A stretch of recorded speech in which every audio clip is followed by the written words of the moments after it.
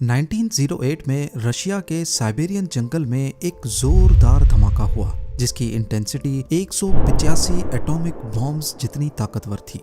इस धमाके की वजह से एक ही झटके में 8 करोड़ दरख्त या फिर 5 लाख एकड़ जंगल की जमीन राख बन गई। मगर जब साइंटिस्ट वहां पहुंचे तो किसी किस्म का कोई क्रेटर नहीं मिला। यहाँ सिर्फ हर चीज जली हुई पाई गई। क्योंकि ये धमाका टेंगुस्का रिवर के पास हुआ था, इसी वजह से इसको टेंगुस्का इवेंट का नाम दिया गया है।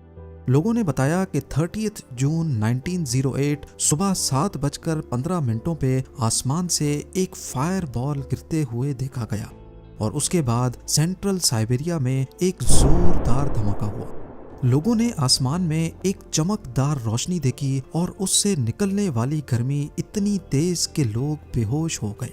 इसका साइज तकरीबन 25 स्टोरी बिल्डिंग से बढ़ा, जबकि अंदाजे के मुताबिक इसका वजन 20,000 अफ्रीकन एलिफेंट्स जितना। लेकिन फिर भी ना ही क्रेटर मिला और ना ही कोई मलबा। रशिया ने पहली साइंटिफिक टीम साइट पे 1927 में भेजी, यानी इस वाक़े के 19 सालों के बाद। रिमोट एरिया और मुश्किल रास्तों की वजह से उन्हें वहां पहुंचने में कई साल लग गए। वहां पहुंचकर जो उन्होंने देखा वो काफी हैरान कुन था।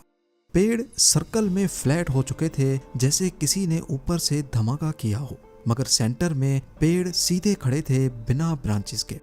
सालों से लोग थ्योरीज दे रहे हैं। सबसे ज्यादा मानी जाने वाली थ्योरी ये है कि ये एक एस्ट्रॉइड था जो हवा में ही फट गया। दूसरी थ्योरी ये है कि ये एक आइस कॉमेट था जो पूरी तरह से वेपोराइज हो गया। कुछ लोग कहते हैं कि ये रशियन एटॉमिक एक्सपेरिमेंट भी हो सकता है।